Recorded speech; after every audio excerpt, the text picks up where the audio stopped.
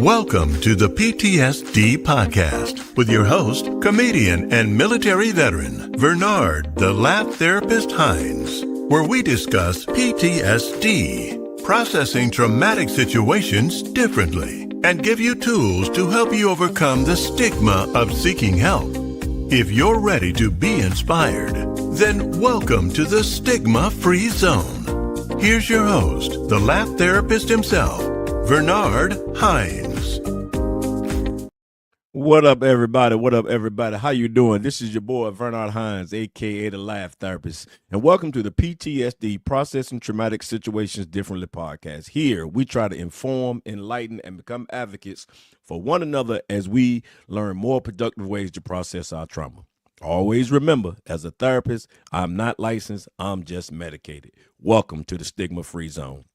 How y'all doing this evening, this morning, this afternoon, wherever you're listening to this podcast, wherever you're looking at this video podcast, we thank you for tuning in. I have a great guest on today. Oh, my goodness, Mr. Kris Sharrar. He's going to come here, y'all. He's going to tell you his story, what he's doing right now, how he processed his trauma. But what we're going to do right now, we're going to have a word from our sponsor. P.T.S.D. podcast is sponsored by Ophelia's Creole Razzle Dazzle Season. When they ask you what you're seasoning with, you tell them it's Ophelia's Creole Razzle Dazzle Seasoning. Available in spicy and original. Get yours at RebeccaBrumfield.com. All right, y'all. Right now, I'm going to bring to the stage, I'm going to call him my dude, Kris Sharrar. Come on, Kris. How you doing, brother? Doing really well today, Bernard. Brother Bernard, it's good to see you. Happy New Year to you. Happy New Year to you, too. Man, thank you for being on my podcast. I want y'all to know this is the gentleman that booked me for the Baltimore Ravens because he saw me perform. There you go. Put that Ravens hat on.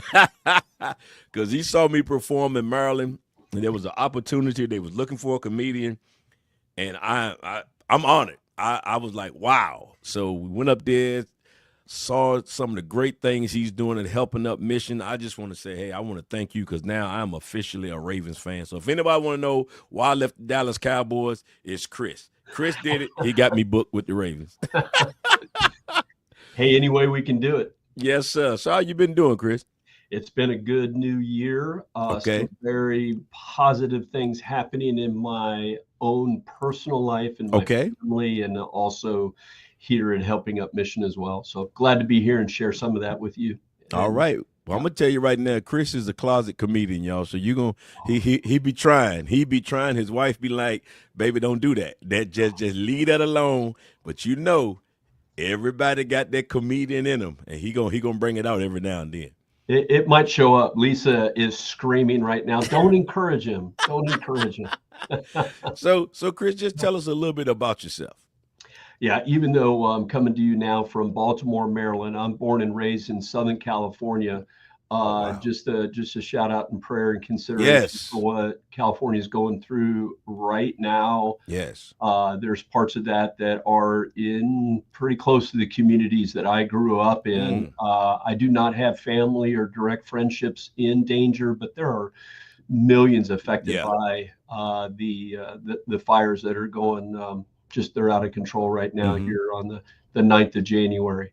But I'm born and raised in Southern California, the land of Johnny Carson Studios in Burbank. And I lived in that valley north of downtown Los Angeles, the San Fernando Valley, for about my first 9 years. And then kind of did a whole leapfrog over Los Angeles proper and landed in Orange County, California.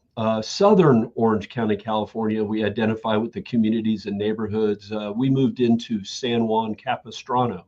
And so that was kind of one of the beach cities of Dana Point and San Clemente and Laguna Beach. A real neat area to grow up in. But I'm a product of a broken family. And it really speaks into my life story a little bit. You know, divorce brings trauma to two 4-year-olds, 6-year-olds. And wow. And I was the youngest. I was 2.5. So it affected me differently than I know that affected my older brothers. But a product of a broken family. And that was due to my mom's and she won't mind me sharing this because it's a story of God's grace in her life and mine, unchecked bipolar disorder. Okay. And that she was, that was taking her to places and people and things that were highly destructive to her life and ultimately the marriage life and the family life. And so I grew up in my father's home. It was an unchurched home. Didn't talk about politics or religion or faith, but my mom, who became healthy in her own life, physically and medically, although not perfected at all, but also came to a saving faith in Jesus in Southern California in the mid 70s. There was a evangelical movement there, no doubt. If people have seen the movie Jesus Revolution, that was happening all around Southern California, and my mom was able to pick us up, being me and my two older brothers, and take us to church. My dad didn't want to hear it in the home, but he didn't prevent us from going with her, and so my mom is my biological mom, but she's also my spiritual guide to Jesus. She pointed us to Jesus. And so I was about 12 years old when I accepted Jesus as my Lord and Savior. And I was very zealous about it. I don't think I was self-righteous about it. I was just on fire for it. Yes. But here's the thing too, and it's part of my life story to say, is that I was born into sin too, the sin nature, and there were traumas and hurts and pains that I had been dealing with, and I started self-medicating with destructive habits and unhealthy behaviors. It wasn't chemicals yet; that came later in my life, but there was a cycle of stinking thinking and healthy thinking. Thinking and doing, and then repentance and oh my gosh, who am I? And guilt and shame, and let me get back on the path, and then stinking thinking and the like. And so my pattern in high school and in college was that I was a high performer, precocious as a young kid, kind of in classrooms older than myself for whatever that meant. And then in high school, was three sport, scholar athlete, student leadership. You had all the qualities. I would say that I was a Boy Scout without being in the Boy Scouts. Correct. You had all the great qualities. Correct. All that. And I John Wayne was my hero in the movies, and so that whole persona and character and being a man's man and man for country and that and in my teens, while my first chosen profession would have been a Los Angeles Dodger. I loved baseball. Wanted to be a professional baseball player. The short version of that was, turned out I was high school good. Yeah. Now, most of us was. Yeah. Most. Two guys on my team made the major leagues. One was on the 84 Olympic team, and I played for and against future major leaguers. So it was around, and I was doing pretty good against them, with them and against them at the high school level. I was high school good, didn't go beyond that. I tried beyond that, didn't work out. And I met my first wife. We were high school sweethearts. I met her when I was 14. She was 15. We dated for 4 years. We married between our sophomore and junior years of college. She went immediately to UCLA. I went to the junior college because I wanted to play baseball, but ultimately, as I have already said, that career ended pretty quick before it even started, actually. So we were married in the summer of '83, and I reapplied to UCLA and got in, and that was the path at that point. Was marriage was already there, and college, and get a degree and serve my country in the military. And that's what led in the next stage of my life and professional life. Was I earned my degree at UCLA and had applied for Air Force officer training upon graduation, then go to a 12-week officer training school in January to April 1986 in the Air Force, and was commissioned in the Air Force, second lieutenant. And then in my field, my specialty was federal investigation. So Army CID or Navy NCIS, and they also serve the Marine Corps, those kinds of things. The Air Force OSI is the equivalent of that, a federal investigative agency that that investigates and protects Air Force interests, persons and property, and counterintelligence, counterespionage, executive protection, counterterrorism. There's a whole lot of that, and I did some of that. Okay. In my active career, which was active duty was 5 years to the day, and then I transitioned to the Air Force Reserves at the 5-year point, and I had 12 good years in the reserve. So I am a honorably separated commissioned officer in the rank of major, former rank, of 17 out of 20 good years. And part of my story is why I only have 17. And not reserve retired or at a higher grade or something like that. Listen, I want to stop you right there, and I want to let folks know we're about to get into a part of his story and about his life. And as we always say, if you find yourself struggling or listening to this and you feel triggered or overwhelmed, please step away, regroup, and come back. Yeah. Thank you for that. And so I was living the life to other people's vision. I was living the life I was supposed to live. I was checking the boxes, being the man that the world was telling a man he should be. Climb the ladder, grab the brass ring, achieve the prize, obtain, possess, achieve, gather it all in. And people will think in the value of a man being based on his achievements and his reputation and his identity. Okay. I've come to learn all false. But in that window of time from age 20, really 18 to 42, for 28 years, that's what my external focus was on. Okay. And yet without the medical and mental health counsel that would have been available to me if I even identified myself as needing that help. Right. See, I was keeping it all in because I had it all going on. Okay. And I was achieving this and doing that and initials behind my name. And I was doing it. I was. This was all me, a legend in my own mind. Correct. While also dealing with the internal brokenness of mental health disorder. Okay. I am now managing bipolar disorder in my life, but I was leaving it unchecked. In fact, I did it in 2 stages. In the mid 90s, I was about 31 years old and going through a depression and not really knowing how to identify with it, but ultimately said, okay, I'm going to get professional help. And I got professional help to deal with depression at age 33. The medications of that depression sent me to an unchecked manic phase. And that's something that can happen in someone afflicted with bipolar disorder, to manage the one but not manage the other. Well, guess what? That was awesome. I was in the zone. I didn't need as much sleep. I was just, hey, if I'm talking too fast, you've got to catch up with me. If I got ideas I'm firing off, you got to catch up with me. This is the new me. You got to deal with it. And I would be saying that to my wife and friends, and people's like, wow, he's the life of the party and he just can't seem to be slowing down. And in the midst of that, I was self-medicating. Okay. Certainly at the generation that I grew up in the military in the mid 80s, you work hard, you play hard, you party hard, and you get up the next day and rinse and do it all, right? Do it all over again. That's right. You got to muster. You got to be there until 700, regardless of where you were the previous 2300, right? Mm-hmm. And while I was a family man, and I wouldn't say that I was out doing that and carousing, I don't want to limit the extent and the destruction of the choices that I made.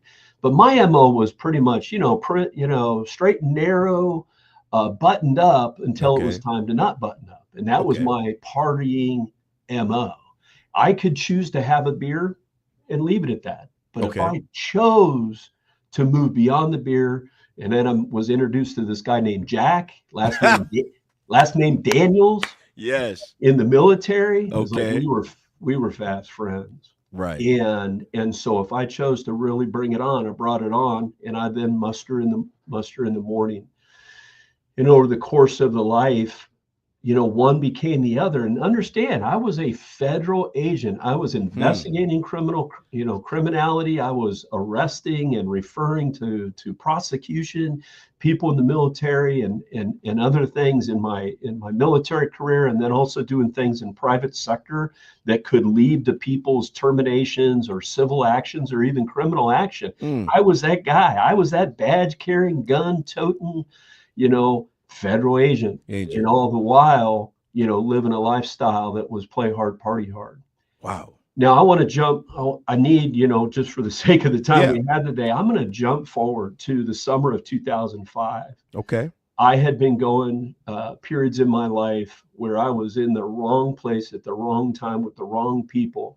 I was unfaithful in my spiritual life. I was unfaithful in my marital life. I was unfaithful as an employee. I was undependable and became undependable and unreliable. And I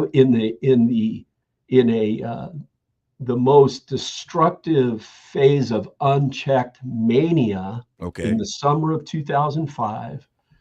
I was working in Washington, D.C. My military reserve duty was near BWI Airport, and Baltimore became my last Las Vegas. Ooh.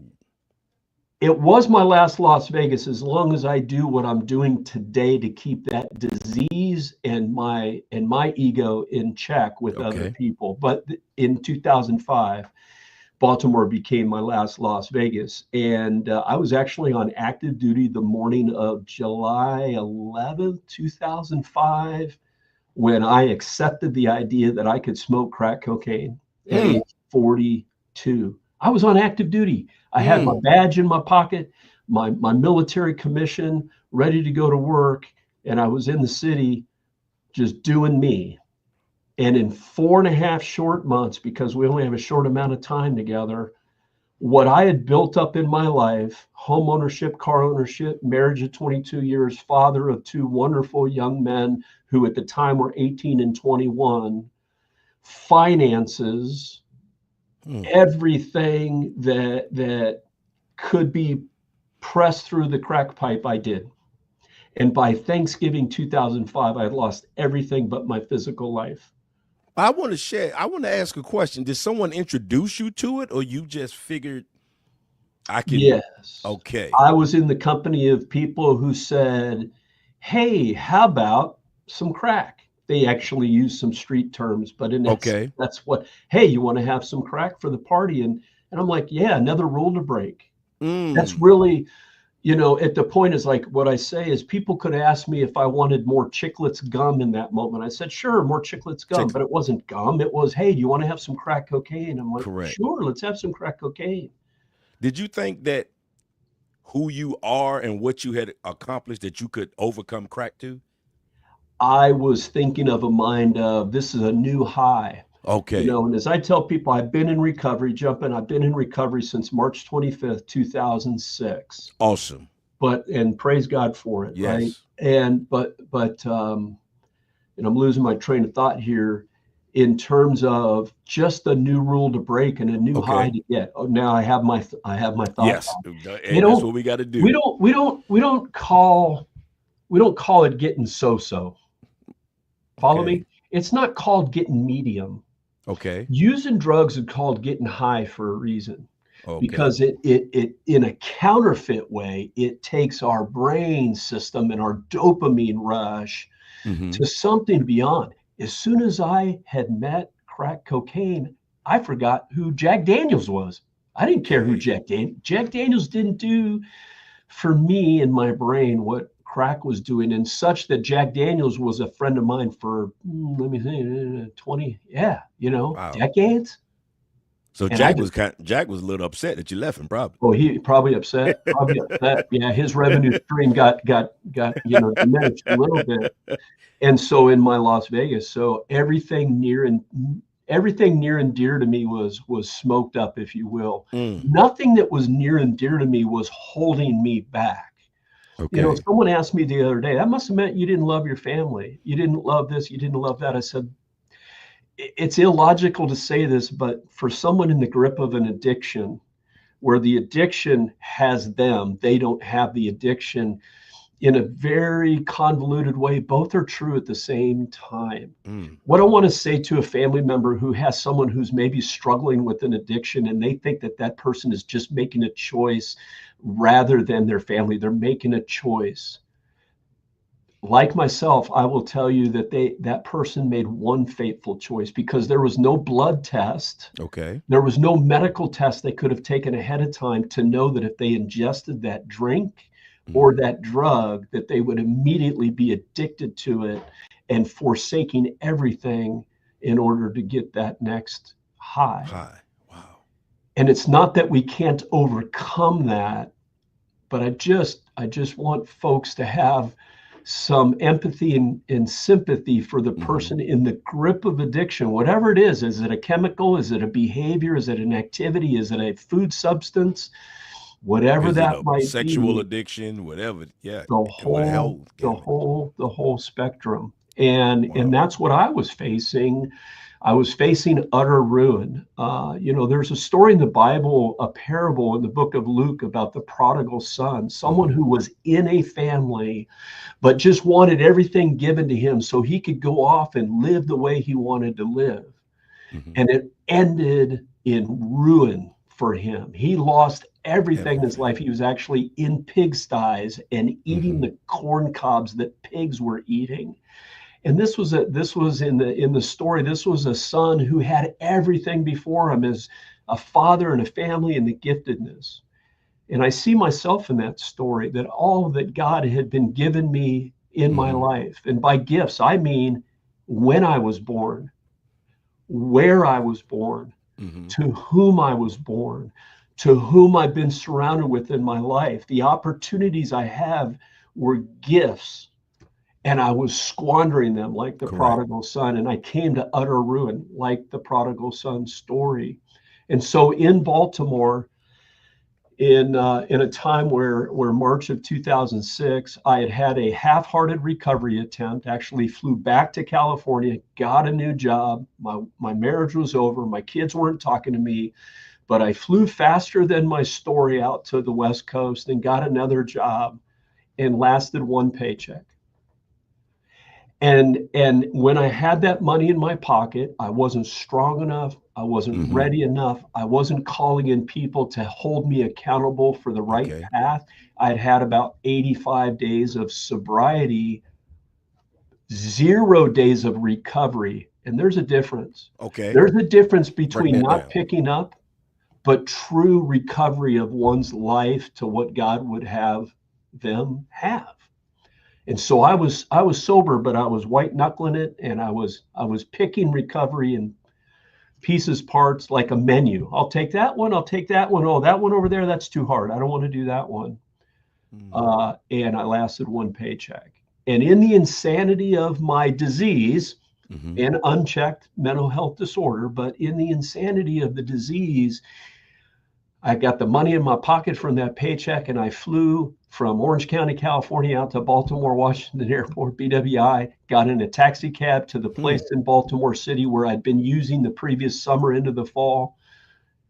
If anybody thinks I couldn't have found crack cocaine or cocaine in Orange County, I'd wonder, right? Right. But how God works is that I actually flew cross country to the place where I had been using. Okay. And in the desperation after a 3-day binge and no more money, and family saying, we're done, don't run out on us again, but you better find a place, find help if you want to save your life. And I walked into a hospital emergency room, and the doctor on duty that day, I don't know his name to this day, the papers I still hold from his signature, he's just known to me as ER doc. Wow. Referred me to a place you see on the screen and this logo back here. Yes. He referred me not to any of the secular rehabs that were on the hospital's list. Where he referred me wasn't even on the hospital's list. He himself knew of a place, Helping Up Mission is a place that might help me. And so he, as an angel, a messenger of God, called the mission on my behalf, came back into the room where I'd been sitting, gave me my discharge papers from the ER, all the names, all the phone numbers, the addresses. And I said, Doc, I don't know how to get there. He goes, well, it's bus 20. Just get on the route outside the door. And I said, no, I don't understand. I'm going to go where you tell me to go, but I don't know how to get there. Mm-hmm. And he said, well, I know you're good enough where you're reading today. So you go down this one street, you make a left-hand turn on Baltimore Avenue, and you just keep walking for a couple of miles until you see a blue sign above the door that says Helping Up Mission, serving Christ since 1885. Look at that blue sign. You could have easily not done that.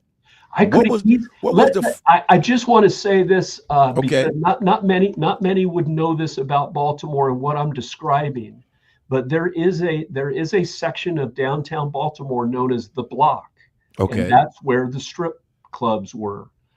When I came into Baltimore the previous summer, that wasn't my destination, but I found myself there. And on this day, when I walked out of the hospital, he gave me the directions to walk down Howard Avenue, make a left turn on Baltimore Street. Mm-hmm. I had to walk through the block to get to what I now know is God's block, 1000 block of East Baltimore, where Helping Up Mission is. I had no desire to walk into any one of those places. March 25th, 2006. It was a Saturday. And Mission has the foundational ministry of Helping Up Mission as a rescue mission was emergency overnight services. So I know I was guaranteed a cot. Okay. Turns out it was a mattress on the floor, and that's okay. They took me in. They said yes. And then I ultimately, 2 days later on a Monday, interviewed for a long-term residential recovery program. We call it the spiritual recovery program. And in fact, what I came to realize, it was a place God pointed me to recover my spirit. The spirit that was in me as that preteen who accepted Jesus into my life and who I'd been holding at bay from age 12 to age 42, or really from 22 to 42 and later in my adult life, to recover that. Like the prodigal son returned home, and the father didn't stiff arm the son. He actually embraced the son. And ultimately at Helping Up Mission, I felt people's embraces, angels, and I felt Father's embrace, and finally free. And this is so key to me, to be vulnerable and say, I'm not okay and I need help. Okay. And people surrounded me, psychiatry help, medical help, pastoral help, clinical help. The list goes on and on and on about the people who didn't know me by name or who I was by background and simply said, we're here. Wow. And I was surrounded. This is a place that back then served 280 men. Now, 18 years later, we have programs for men, women, and moms in pregnancy and moms with kids. So we actually have 24 infants with their moms who are in recovery in our residential programs. We're in a couple of different buildings now. We serve over 600 a day now, and it was about 280 men. Still big. Still a lot of guys. Correct. But I was used to scale, sizes, military service, and getting people from all different backgrounds to come together. Yeah. You know, serving in the military is to defend our freedoms, and being in recovery is like, let's do this together. You know, let's find people who are serious about it. And y'all doing a great work, because when I came up there to do the thing for Bart, for the Ravens, you know, alumni, the gentleman was like, when you told them, listen, we have something else to do in the chapel, they were like, oh, Lord, here we go. Right. We got to go to chapel. We got to go. But once they got in there, once I started telling jokes, once we started talking, they perked. And that made me feel, because, you know, sometimes when a person is just down and you can give them that little spark, you are really the spark for Helping Up Mission. I mean, your passion that you speak about for what y'all are doing and the lives that you are changing is a testament. And I'm glad you got sick and tired of being sick and tired. And that's I'm pretty hard-headed. My wife, Lisa, most of us, God love her, most men are. She would say, yeah, maybe a little bit of that still happens, still residing there. But with the help, my spiritual recovery came back, and here's what I needed to do. Okay. And I was willing to be much like military boot camp, where Okay. where the instructors are just kind of tearing down the individual to get to the foundation Nation. in order to be rebuilt Correct. as not only as an individual of character and I like that. selflessness and like the three Air Force core values, I remember them today: service before self, integrity, actually integrity first, service before self, and excellence in all we do. Those core values that still reside. I needed to completely build from the foundation up on solid rock of my faith, of my clinical recovery, putting the plug in the jug and not picking up the crack pipe anymore, not being in the company of people I should never have been in the Correct. company of to begin with. Mm-hmm. But here's a key component that I found here, and that is strategic masculinity, not false masculinity, Okay. where my value was based on what I conquered or accomplished or possessed, like I was talking about earlier, but love and a purpose beyond myself, and coming to realize that the world was telling me how to be a man, and it was counterfeit. You know, it Wow. says, if I may, just Yeah. to kind of reference a life verse in the Bible, you know, Paul is saying, listen, in view of God's mercy, offer yourself back to him. He has saved your life. And in view of the fact that God has saved your life, offer yourself back to him as a living sacrifice. And then it goes on to say, this is Romans 12, 1 and 2. Verse 2 goes on to say, don't be conformed anymore to the ways of the world, but be transformed by a renewing of your mind, Amen. so that you can test and approve God's will for you, his Correct. good and pleasing and perfect will. So I learned how to stop drinking, and I learned how to stop smoking crack cocaine, no doubt about it. And that's foundational in my life. Mm-hmm. But learning what it means to be a true man after Okay. God's heart, and being available and to my sons first and foremost. It took them 2 years to talk with me. Took them 2 years, and we are in solid relationships now. And Awesome. it's up and down, but Yeah. but it's in a good spot for me and them now. Their mother, my first wife, was very gracious to me, never spoke down of me to them, held me accountable when I had that relapse. And she said, you got one more shot. If you want relationship, you got one more shot. And but she came to visit me at a time, and she saw that I was so very serious about it at age 42, that she wrote what I call my forgiveness papers. Okay. I signed my divorce papers in that visit. She had to take them to the court, but she also sent me a letter a week later that I said, she's forgiving me. She doesn't understand it. She wrote, I don't understand it. We don't understand it, but there is something, and I forgive you, and accept the forgiveness. And it was when I heard it from her in her letter, when I read it from her in the letter, is when I realized that I could return to Father and have his forgiveness. Wow. And it was there all along. I just needed to accept it. Mm-hmm. And it's been a new life. I'm 61. I just turned 61, I don't know, 2 weeks ago. So 19, almost 19 years in this time of recovery.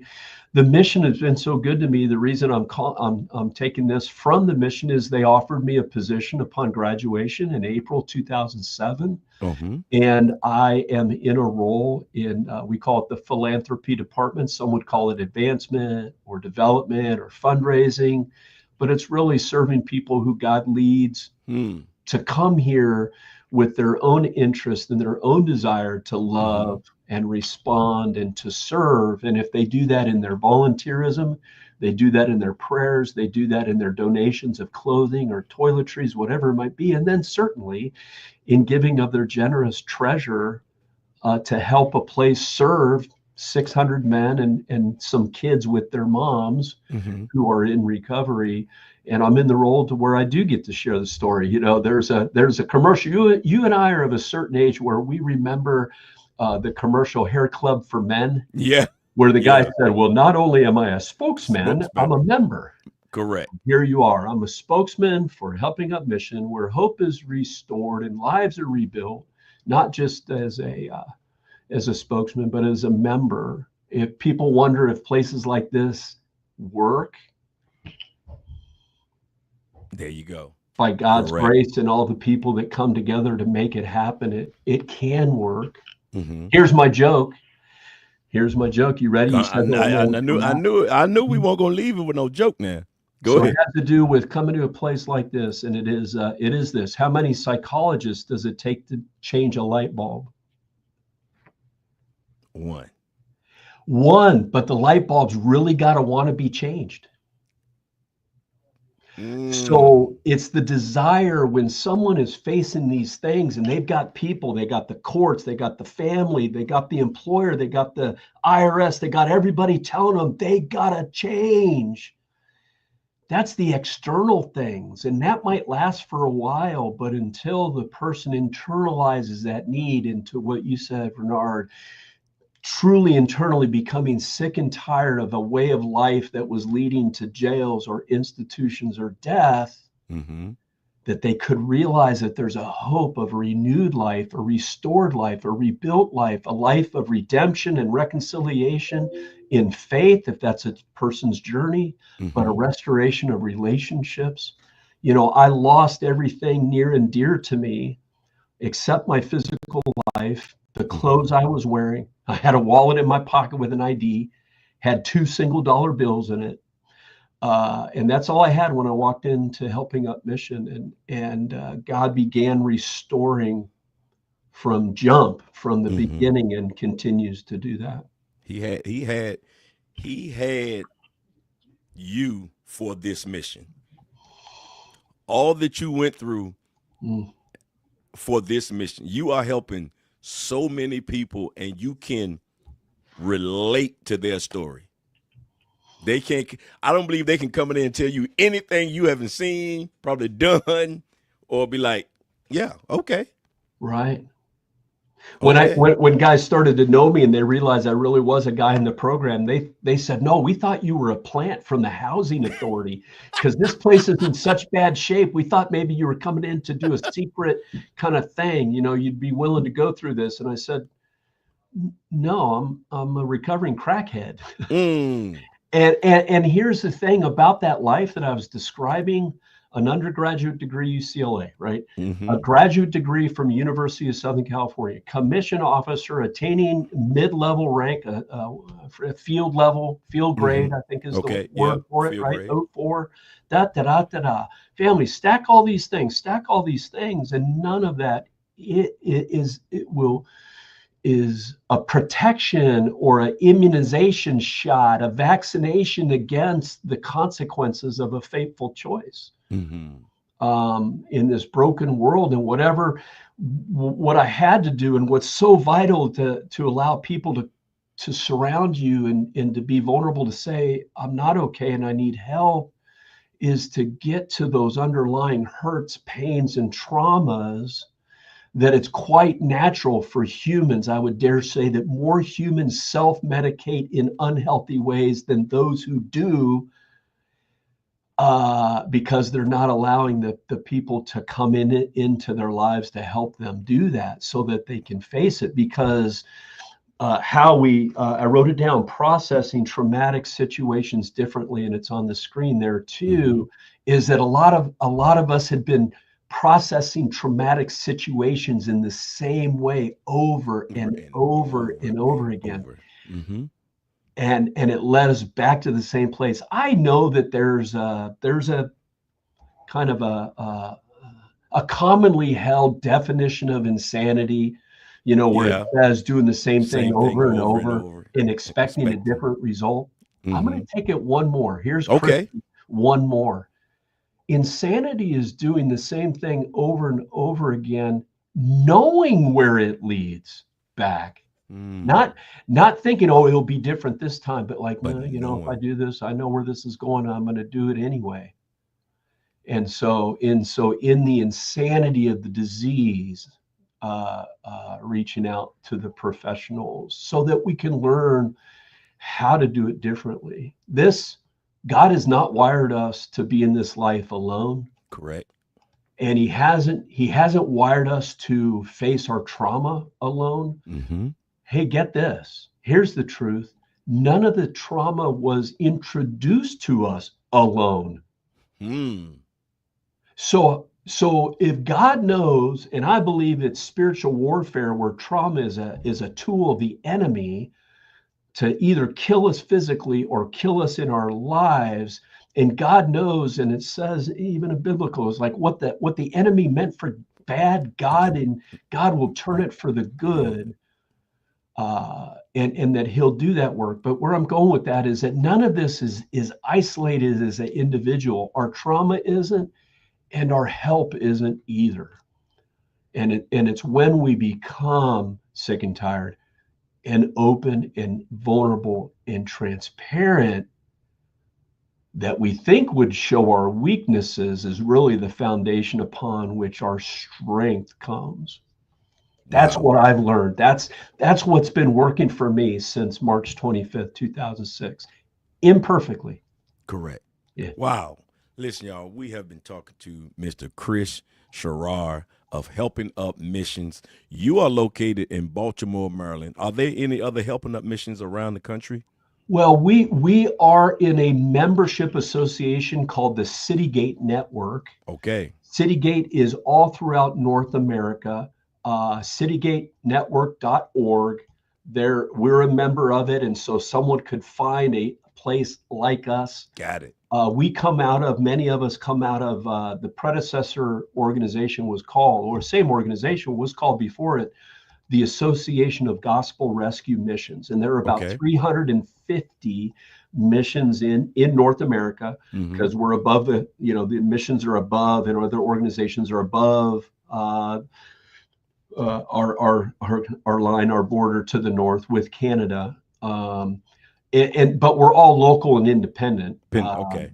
Some are multi-site. We're here. We're multi-building. We're on campuses within about 300 yards of each other. Women are in their own center for women and children. Men are in our men's center for all the reasons people are going. That makes sense. That makes sense. That makes sense. And so we are. But well, that's you. Listen, y'all doing a great thing. If you want to hear more about Helping Up Mission, just Google Helping Up Mission. Yes. Helping Up Mission. So, Kris, I would like for you in this last minute or so, just give someone who's thinking about giving up, thinking about, I can't do it, give them some hope. Thank you. If that's you, don't let the single voice in your head right now overwhelm the multitude of voices and people in your life who are wanting to speak into your life and come into your life. There's one internal voice, and that voice is intended to keep you isolated, cut out of the herd, stuck in the corner of the boxing ring to where the enemy can just pummel you. Don't do it alone. There is hope in saying, I'm not okay. There is hope in those who are willing to surround you wherever you are. And wherever you are in a relationship with Heavenly Father, it doesn't matter. Find the people, and you probably know who they are, who love you and want to come to your aid. Take the courageous step, make the phone call, make the text, and the promise of a renewed life full of hope and promise. It says in the scripture that the Lord has plans for you to prosper you and not harm you, to give you hope in a future. Call out to God, call out to others, and find that hope, find that future. You are worth it. Thank you. Wow. Kris, thank you. Thank you for what you're doing. Thank you for being on the podcast. You're a friend indeed. Let's go Ravens. all that. We're going to do what we got to do. But I want to say right now, Mr. Kris, you are released from the stigma-free zone. Thank you, sir. Thank you, sir. Listen, y'all, that has been Mr. Kris Sharrar of Helping Up Missions. Again, please Google that to see the good work he's doing. And again, once again, here's a word from our sponsor. The P.T.S.D. podcast is sponsored by Ophelia's Creole Razzle Dazzle Season. When they ask you what you're seasoning with, you tell them it's Ophelia's Creole Razzle Dazzle Seasoning. Available in spicy and original. Get yours at RebeccaBrumfield.com. Thanks for listening to the P.T.S.D. podcast. If you enjoyed this episode, please hit follow or subscribe on all podcast platforms so you can stay up to date on new episodes. Until next time, stay stigma-free.